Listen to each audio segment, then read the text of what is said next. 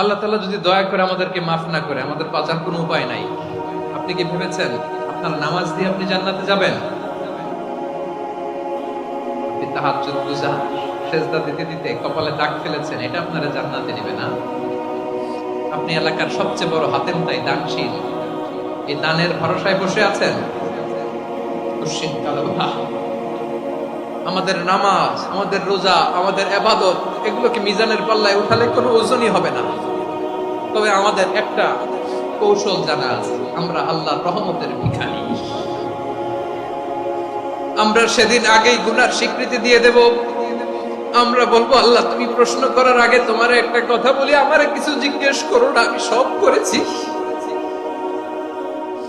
এমন কোন পাপ নাই যে পাপ আমারে দিয়ে হয় নাই।